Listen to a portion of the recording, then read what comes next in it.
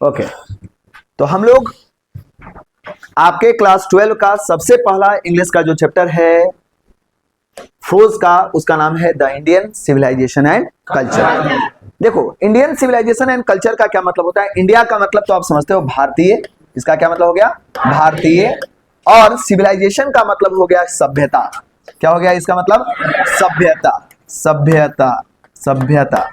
और इसका मतलब हो गया क्या? संस्कृति, संस्कृति। तो हम कह सकते हैं कि इंडियन सिविलाइजेशन एंड कल्चर का मतलब हो गया भारतीय संस्कृति और सभ्यता।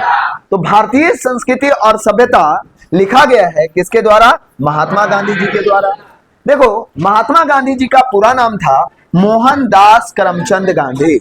मोहनदास करमचंद गांधी। मोहनदास करमचंद गांधी जी का जन्म 2 अक्टूबर 1869 में इनका जन्म हुआ था और इनकी मृत्यु 30 जनवरी 1948 में इनका निधन हो गया था, इनकी मृत्यु हो गई थी। अब देखिए, पॉपुलरली नोन एज बापू और द फादर ऑफ नेशन, मतलब महात्मा गांधी जी को पॉपुलरली प्रसिद्धि रूप से इनको लोग बड़े प्यार से बोलते थे, बापू बोलते थे, और राष्ट्रपिता के नाम से महात्मा गांधी जी ज्यादा प्रचलित थे, ज्यादा पॉपुलर थे। बाद में चल के इनको यह भी कहा जाता था कि was a more spiritual leader than a politician. देखो, स्पिरिचुअल का मतलब होता है आध्यात्मिक। स्पिरिचुअल का क्या मतलब होता है? आध्यात्मिक। ये एक आध्यात्मिक नेता थे, पॉलिटिशियन से अधिक। पॉलिटिशियन का मतलब होता है राजनीतिज्ञ, राजनीतिज्ञ से ज्यादा एक आध्यात्मिक नेता थे हमारे महात्मा गांधी जी। He successfully used truth and non-violence as the chief weapon against the British rule in India. अब ध्यान से समझना है, यहाँ पे क्या बोला गया कि महात्मा गांधी जी बहुत ही सफलतापूर्वक, सक्सेसफुली का मतलब होता है सफलतापूर्वक, बहुत ही सफलतापूर्वक महात्मा गांधी जी ने सत्य और अहिंसा, ट्रूथ का मतलब हो गया सत्य और नॉन वायलेंस का मतलब हो गया अहिंसा, सत्य और अहिंसा का प्रयोग करके महात्मा गांधी जी ने अंग्रेजों को खदेड़ कर हमारे देश से बाहर निकाला। बात समझ में आ रहा है? तो अभी तक हमने यहां तक जो पढ़ाया उसको मैं फटाफट रिपीट कर देता हूं। तो सबसे पहला चैप्टर जो है हमारे बुक का इंग्लिश का, उसका नाम है इंडियन सिविलाइजेशन एंड कल्चर। बोलिएगा नहीं, Indian civilisation and culture. Indian civilisation and culture के जो राइटर है उनका नाम है महात्मा गांधी जी। महात्मा गांधी जी का पूरा नाम है मोहनदास करमचंद गांधी। मोहनदास करमचंद गांधी जी का जन्म 2 अक्टूबर 1869 में हुआ था और इनकी मृत्यु गई है या इनको मार दिया गया था 30 जनवरी 1948 में इन्हें मार दिया गया था। इन्हें बहुत ही प्यार से लोग बापू और राष्ट्रपिता के नाम से बुलाते हैं। महात्मा गांधी जी के बारे में ऐसा बोला जाता है कि महात्मा गांधी जी एक राजनीतिज्ञ के तुलना में, पॉलिटिशियन का मतलब राजनीतिज्ञ से ज्यादा ये एक स्पिरिचुअल लीडर थे। स्पिरिचुअल का मतलब हो गया आध्यात्मिक नेता थे, राजनीतिज्ञ से अधिक ये आध्यात्मिक नेता थे। उन्होंने सफलतापूर्वक ही successfully used truth and non violence as the chief weapon against the British rule in India, मतलब ब्रिटिश के खिलाफ उन्होंने सफलतापूर्वक सबसे महत्वपूर्ण हथियार जिसका उन्होंने उपयोग किया वो था सत्य और अहिंसा। मतलब सत्य और अहिंसा को मुख्य हथियार बनाकर महात्मा गांधी जी ने हमारे देश को ब्रिटिश के गुलामी से क्या करवा दिया? स्वतंत्र करवा दिया, आजाद करवा दिया।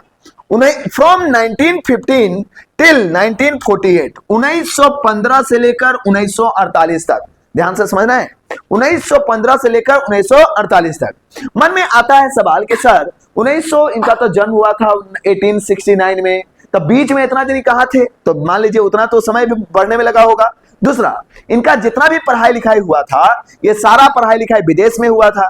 तो जब ये विदेश से वापस लौट कर आए भारत में, एक आध साल लगा फिर आगे काम करने में। उसके बाद 1915 से लेकर 1948 तक, मतलब 1915 से पढ़ना शुरू किए और मतलब भारत में पॉलिटिशियन का काम करना शुरू किए, राजनीति में आए। और उस समय 1915 से लेकर 1948 तक भारत में इनके जितना महान, और डोमिनेटेड का मतलब होता है प्रभुत्व, मतलब भारत के राजनीति में इनसे बड़ा प्रभुत्व नेता कोई नहीं था। मतलब पूरा का पूरा राजनीति पर, भारत के राजनीति पे कब्जा अगर किसी का कह सकते हो अगर होगा तो महात्मा गांधी जी का था। कब से कब? 1915 से 1948 तक। जैसे आज एक उदाहरण के रूप में आप कह सकते हो कि 2016 से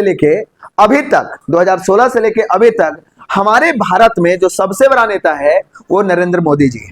नहीं, एक उदाहरण स्वरूप हम लोग समझ सकते हैं कि उनसे बड़ा नेता अभी सामने कोई नजर नहीं आता कि नहीं, उनके सामने सामने खड़ा होने वाला कोई शानदार जबरदस्त बोल्ड नेता कोई नहीं है। तो सेम ऐसा ही हम लोग कह सकते हैं कि महात्मा गांधी जी 1915 से लेकर 1948 तक इनसे बड़ा नेता कोई हुआ ही नहीं। मतलब मोदी जी से भी बहुत बड़े नेता, इनसे बड़ा कोई नेता ही नहीं था उस समय तक। ही कंप्लीटली डोमिनेटेड इंडियन पॉलिटिक्स। मैंने वही बात बताया कि उन्होंने डोमिनेटेड का मतलब होता है क्या, प्रभुत्व हासिल करना, है ना, किसी चीज पर पूरा कब्जा बना के रखना कि नहीं भाई हमरा से बड़ा कोई तो है ही नहीं है। बात समझ में आ रहा है? तो उन्होंने पूरी तरह से डोमिनेट किया इंडियन पॉलिटिक्स को। कब से कब तक? 1915 से 1948 तक। अब देखिए, he died at the hand of phonetic. Phonetic का मतलब होता है कट्टरपंथी, कट्टर पंथ, कट्टरपंथ। ये इनको किसको बोलते हैं? ये फेनेटिक को। फेनेटिक का मतलब हो गया क्या? कट्टरपंथी। क्या हो गया? कट्टरपंथी। तो 30 जनवरी को महात्मा गांधी जी पूजा पाठ करके मंदिर से निकल रहे थे, तभी एक कट्टरपंथी ने महात्मा गांधी जी को 30 जनवरी 1948 को गोली मार दिया और महात्मा गांधी जी का निधन हो गया। हिज ऑटोबायोग्राफी, उनके द्वारा लिखा गया ऑटोबायोग्राफी। ऑटोबायोग्राफी का मतलब क्या होता है? ऑटोबायोग्राफी का मतलब होता है जब कोई व्यक्ति अपने बारे में कोई चीज को लिखते हैं तो उसको बोला जाता है ऑटोबायोग्राफी। तो उन्होंने लिखा है autobiography, my experiment with truth, सच्चाई के साथ मेरा प्रयोग। किसने लिखा है? महात्मा गांधी जी ने, है ना। My autobiography, my experiment with truth and the numerous articles that he wrote for young India. मतलब और भी बहुत सारे आर्टिकल्स महात्मा गांधी जी ने यंग इंडिया के लिए लिखा। आपके मन में एक सवाल आता होगा, सर यंग इंडिया का कहने का क्या मतलब? आज भी मोदी जी बोलते हैं यंग इंडिया, यंग इंडिया, और उस समय भी महात्मा गांधी जी बोल रहे थे यंग इंडिया। मतलब भारत कहिया से जवान है? मतलब बचपने से जवान है क्या?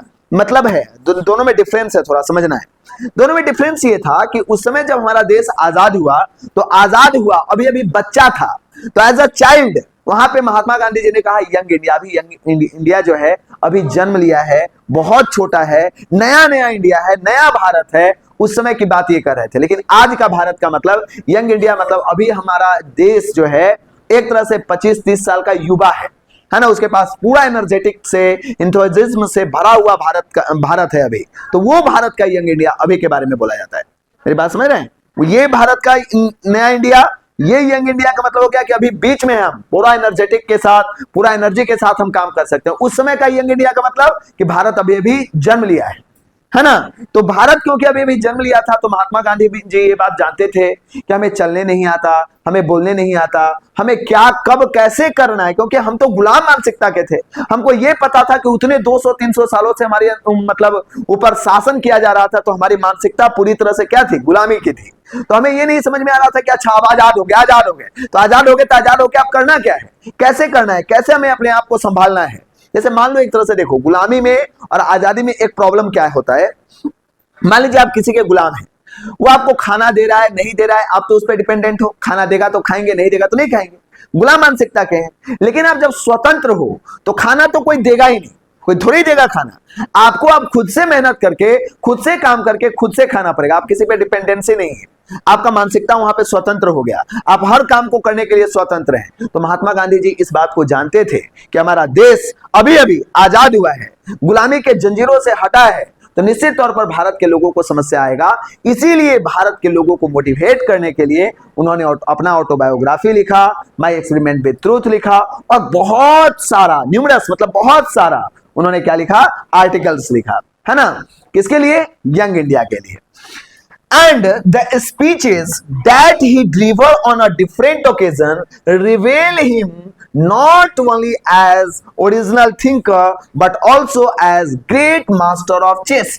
Great master of chess. ग्रेट मास्टर ऑफ चेस का मतलब होता है पवित्रता के स्वामी। क्या होता है इसका मतलब? पवित्रता के स्वामी, पवित्रता के स्वामी, इसका मतलब होता है पवित्रता के स्वामी।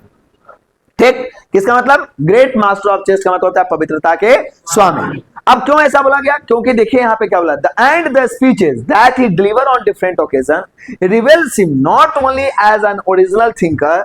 अब जब वो अलग अलग जगह पर जाके स्पीच देते थे, उनका आर्टिकल्स था, उन्होंने जो लिखा था my experiment with truth, autobiography, ये सब जो उन्होंने लिखा, इसके वजह से ये सब चीज लोगों के अंदर ये नहीं बोलता था इनको कि चलो यार ये ओरिजिनल थिंकर है, एकदम सही सोचने वाले व्यक्ति हैं, देश के बारे में सोचने वाले व्यक्ति हैं, ये तो इनको बोलता ही था। लेकिन साथ साथ इन सब वजह से महात्मा गांधी जी को बोला गया पवित्रता के स्वामी। क्या बोला गया? पवित्रता के स्वामी। किसके वजह से बोला गया? फिर से एक बार रिकॉल करते हैं। इसलिए बोला गया कि महात्मा गांधी जी ने यंग इंडिया के लिए लिखा ऑटोबायोग्राफी।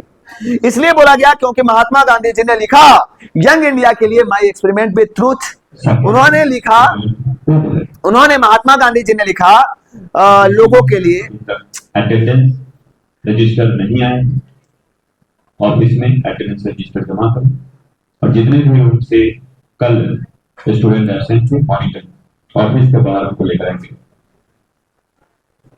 उन्होंने स्पीचेस दिए, ये सारा चीज जो उन्होंने किया ना, ये सारा का सारा चीज के वजह से लोग बोलता था यार ये गजब के सिर्फ सही सोचने वाले नहीं है, लेकिन ये है पवित्रता के स्वामी। क्या है ये? पवित्रता के स्वामी। अगर आपसे कोई पूछेगा what is the meaning of master of chest, then you recall क्या? पवित्रता के स्वामी। अब देखिए आगे थोड़ा सा समझते हैं आइडियोमेटिक इंग्लिश। अब क्या होता था कि ये जितना भी स्पीच देते थे, जितना भी आर्टिकल्स लिखते थे, इस सब में वो ज्यादातर यूज करते थे कैसा इंग्लिश का? आइडियोमेटिक इंग्लिश का। आइडियोमेटिक इंग्लिश का मतलब होता है मुहावरेदार अंग्रेजी शब्दों का। कैसा शब्द? मुहावरेदार अंग्रेजी शब्द। अब आपके मन में आएगा सर ये मुहावरेदार कैसे लिखते थे? इसलिए क्योंकि इनका जो पढ़ाई लिखाई मैंने पहले भी कहा कि बाहर लंदन वंदन से हुआ है, तो दैट्स वाई इनके अंग्रेजी में ज्यादातर जो था मुहावरेदार अंग्रेजी शब्द का प्रयोग किया जाता था। अब देखिए in the following extract Indian civilisation and culture, Gandhi ji talks about the sound foundation of Indian civilisation. अब देखिए ये जो प्रेजेंट एक्सट्रैक्ट हम लोग पढ़ रहे हैं, ये जो एक तरह से एस्से है, ये क्या है? एस्से है। अब ये जो एस्से हम लोग पढ़ रहे हैं, इस एस्से में महात्मा गांधी जी क्या बात कर रहे हैं, सो ध्यान से समझना है।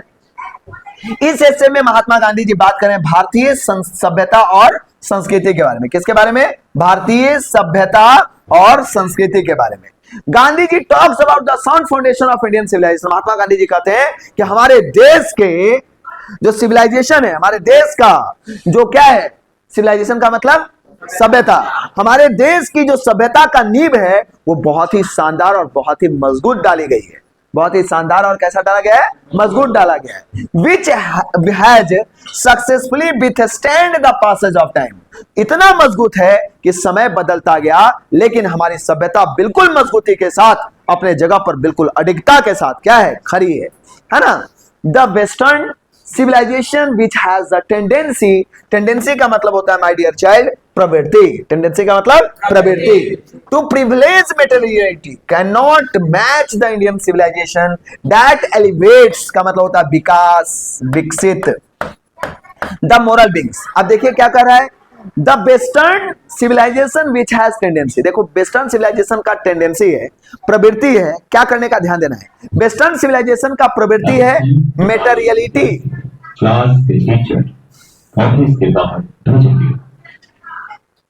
The western civilisation which has tendency. Western civilisation के पास क्या प्रवृत्ति है, क्या टेंडेंसी है? वेस्टर्न सिविलाइजेशन के पास ये प्रवृत्ति है कि वो सिर्फ और सिर्फ भौतिकवादी सोच को डेवलप करता है, भौतिक चीजों पर ध्यान देता है। किस पर ध्यान देता है? भौतिक चीजों पर ध्यान देता है, जो इंडियन सिविलाइजेशन से कभी मैच नहीं कर सकता। क्यों? क्योंकि हमारे भारतीय सभ्यता जो है उसकी विकास हुई है किससे से? मोरल बीइंग से, मतलब नैतिकता से। किससे विकास हुई है? नैतिकता से। बात समझ में आ गया? अब अगले 2 से 3 मिनट आप लोग एकदम शांति से सुनिएगा। हम पूरा इन चीजों को जो भी आपको बताया गया अभी वो सबको हम रिपीट कर रहे हैं, ध्यान दीजिएगा। क्या बताया गया कि इंडियन सिविलाइजेशन एंड कल्चर हमारे अप्रोच का पहला पार्ट है। इसको लिखा है महात्मा गांधी जी ने। महात्मा गांधी जी का पूरा नाम मोहनदास करमचंद गांधी है और इनका जन्म 2 अक्टूबर 1869 में हुआ था। इनकी मृत्यु 30 जनवरी 1948 में इनकी मृत्यु हो गई थी। इनको लोग बड़े प्यार से बापू और राष्ट्रपिता के नाम से बुलाते हैं। लोग कहते हैं कि ये एक आध्यात्मिक नेता थे, राजनीतिज्ञ से अधिक ये आध्यात्मिक नेता थे और इन्होंने बहुत ही सफलतापूर्वक सत्य और अहिंसा का प्रयोग करके हमारे देश को आजादी दिलवाया। 1915 से लेकर 1948 तक ये पूरी तरह से कह सकते हो कि भारत के पॉलिटिक्स को अपने कब्जे में रखे, लेकिन 30 जनवरी 1948 को एक कट्टरपंथी ने इन्हें मौत के घाट उतार दिया। इन्होंने अपने autobiography my experiment with truth और बहुत सारे स्पीचेस और आर्टिकल्स में आइडियोमेटिक इंग्लिश का यूज किया गया है, वो किया है, मुहावरेदार अंग्रेजी शब्दों का यूज किया है। किसके लिए? तो यंग इंडिया के लिए, ताकि लोग इनके बातों को अच्छे से समझ सके और उसके अनुसार आगे जी सके।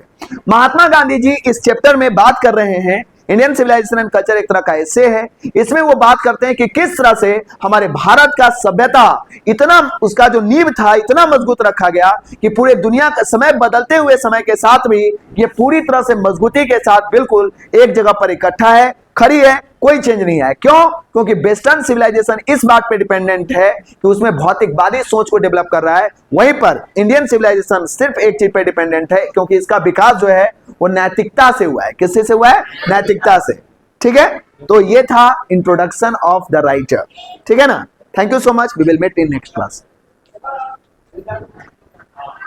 ठीक है, होमवर्क